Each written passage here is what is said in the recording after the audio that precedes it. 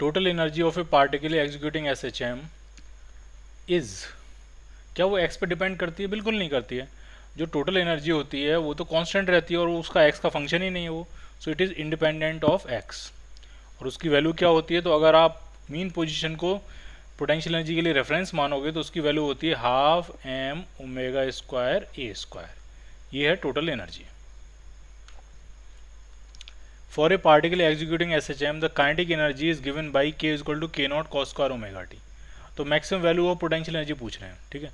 तो के equal to k not cos square omega T अगर मैं लिखूँ, काइनेटिक एनर्जी एक्सप्रेशन लिखूँ, तो वो होता था half m omega square a square cos square omega t.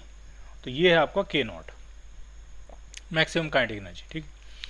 तो इंपॉर्टेंट बात यह है कि अगर पोटेंशियल एनर्जी का रेफरेंस मीन पोजीशन हो तो maximum kinetic energy potential energy में कन्वर्ट होती है, मैक्सिमम पोटेंशियल एनर्जी बन जाती है, और maximum potential energy maximum kinetic energy बन जाती है। इस तरह से दोनों ऑसिलेट करते रहते हैं।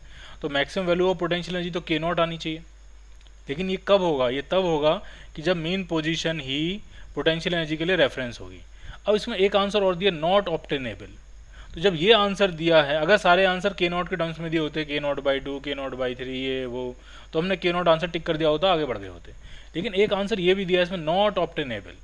इसका मतलब वो ये चाहते हैं कि आप ये कंसीडर करो कि पोटेंशियल एनर्जी रेफरेंस पे डिपेंड करेगी, और जब तक कि आपको रेफरेंस का मेंशन नहीं किया है तब तक आप कैसे लिख दोगे पोटेंशियल एनर्जी की मैक्सिमम वैल्यू क्या होगी? So your best answer is not obtainable, D part, ठीक। अगर यहाँ ये नहीं होता तो हमने क्या आंसर मार दिया होता? ए पार्ट। तो ये इन दोनों बातों में आपको बैलेंस बैठाना है, आपको वो बात भी याद रखनी है और साथ में आंसर के मतलब आपको प्रेगमेटिक होना है। आपको ऑप्शंस भी देखने हैं कि ऑप्शन किस हिसाब से हैं, ऑप्शन क्या अलाउ कर रहे हैं, क्वेश्चन जो बनाने वाला है उसने क्या थॉट प्रोसेस दिमाग में रख के क्वेश्चन बनाया है, तो वो जानकारी ऑप्शन से मिलेगी। इसमें लिखा है not obtainable, so we will go with not obtainable. A vertical spring mass system execute simple harmonic oscillation with a period of 2 seconds. The quantity of that system which exhibits simple harmonic vibration with a period of 1 second. तो ये question हम पहले भी कर चुके हैं। इसमें दो आंसर आए थे, एक आंसर आया था आपका पोटेंशियल एनर्जी और एक आंसर आया था उनका डिफरेंस, और ये दोनों ही आंसर सही हैं। क्यों? अब इसमें इन दोनों में आप कोई ज़्यादा सही कोई कम सही ऐसी कोई सिचुएशन नहीं है, दोनों ही 1 सेकेंड के टाइम पीरियड में ऑसिलेट करेंगे। A body execute simple harmonic motion, potential energy is P, ये भी आ चुका है पहले, ये सब रिपीटेड क्वेश्चन है। तो इसमें आंसर आया था kinetic energy is maximum when x is equal to 0, ठीक। इसमें क्या कह रहे हैं वो समझिए। एक बॉडी है, उसका मास दिया 2 kg, एसएचएम कर रही है under A restoring force of A spring, amplitude दिया 0.2 सेंटीमीटर और टाइम पीरियड दिया 2 पाई सेकेंड। मैक्सिमम फोर्स पूछ रहे हैं, तो मैक्सिमम फोर्स जो होता है वो होगा मास इंटू मैक्सिमम एसलेशन, और मैक्सिमम एसलेशन होता है ओमेगा स्क्वायर ए। तो ये बनेगा आपका मैक्सिमम फोर्स। अब आपके पास सब कुछ है, आपके पास मास है, आपके पास टाइम पीरियड है, तो आपके पास ओमेगा है बेसिकली, और आपके पास एम्पलीट्यूड है, आपके पास सब कुछ है। सारी वैल्यू डालिए, मल्टीप्लाई किए, ऐसा यूनिट में डालना है सारी वैल्यू। तो ये जो 0.2 सेंटीमीटर है उसको मीटर में कन्वर्ट करके डालना और आपको आंसर मिलेगा। The velocity of a particle of mass m moving along a straight line changes with time t as, ठीक है।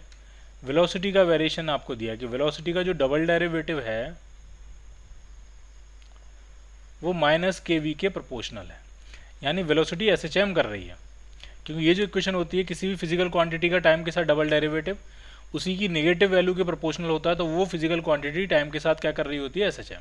तो यहाँ पे वेलोसिटी जो है वो टाइम के साथ एस एच एम कर रही है, ठीक है। तो particle does not perform S H M, गलत है। पार्टिकल एस एच एम कर रहा होगा, क्योंकि पार्टिकल जब एस एच एम करता है तब उसकी position, velocity, acceleration, momentum, force सब कुछ एस एच एम कर रहा होता है। तो अगर वेलोसिटी एस एच एम कर रही है तो वो पार्टिकल भी एस एच एम ही कर रहा होगा, ठीक। तो एस एच एम तो कर रहा होगा, टाइम पीरियड निकालना है आपको, टाइम पीरियड या फ्रीक्वेंसी कुछ भी निकालिए, ठीक है।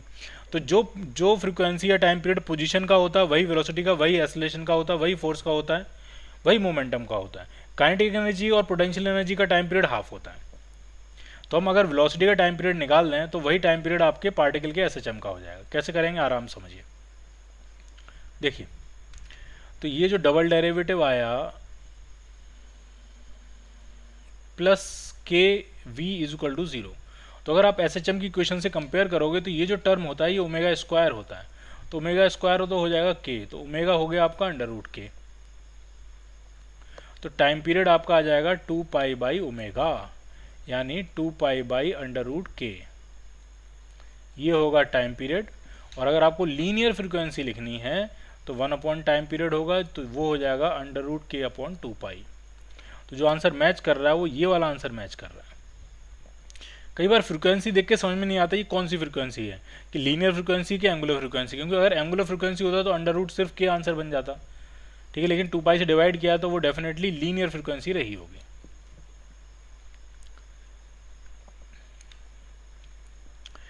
एक 4 kg का पार्टिकल है, एक्स एक्सिस के अलॉन्ग मूव कर रहा है, ये फोर्स की इक्वेशन दी हुई है, ठीक है।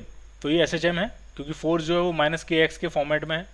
कह रहे हैं at 2 seconds the particle pass through the origin and at 10 seconds it speed is 4√2 metre per second, ठीक है। कुछ चीज़ें आपसे कह रहे हैं t is equal to 2 second पे, अगर ये SHM कर रहा है यहाँ से, तो t is equal to 2 second पे पार्टिकल जो है ओरिजिन से पास कर रहा है, ठीक है, और t is equal to 10 seconds पे उसकी जो स्पीड है वो 4√2 मीटर पर सेकेंड है। और आपसे कह रहे हैं एम्पलीट्यूड बता दीजिए। तो सबसे पहले आपको क्या क्या पता है, आपको मास पता है, और F is equal to minus k x, तो आपको K पता है, K कितना दिया, पाई स्क्वायर बाई 16। अगर आपको K पता है तो आप टाइम पीरियड फ्रीक्वेंसी सब फाइंड कर सकते हो। फ्रीक्वेंसी जो होती है वो होती है अंडर रूट के बाई एम। तो जरा फ्रीक्वेंसी निकालते हैं इसकी, फिर टाइम पीरियड भी निकालेंगे। Pi square by 16 divided by m, m 4 के बराबर है, so it is pi by 8, और वो होगा आपका 2 पाई बाई टी। तो ये पाई से पाई कैंसिल, तो टाइम पीरियड जो आपका आया वो 16 सेकेंड आया, ठीक है, 16 सेकेंड। अब आप ये बताइए मुझे, अगर 2 सेकेंड पे वो ओरिजिन में है तो 10 सेकेंड पे कहाँ होगा, 2 सेकेंड से 10 सेकेंड तो 8 सेकेंड टाइम इंटरवल हो गया, तो 8 सेकेंड तो t/2 है, और t/2 में तो ये आगे जाके और एक्सट्रीम पोजीशन छू के और वापस मीन पोजीशन पे आ जाएगा, t/2 जो कि 8 सेकेंड होगा। इसका मतलब जब ये 10 सेकेंड टाइम होगा तब ये वापस से अपनी मीन पोजीशन पे आ गया होगा, और ये जो वेलोसिटी दी है ये मीन पोजीशन की वेलोसिटी दी है, और मीन पोजीशन की वेलोसिटी होती है a omega. So a omega is equal to 4√2, a आपको निकालना है, और ओमेगा हमने निकाला था pi by 8, omega is pi by 8 is equal to 4√2, so your amplitude is 32√2 upon pi metres.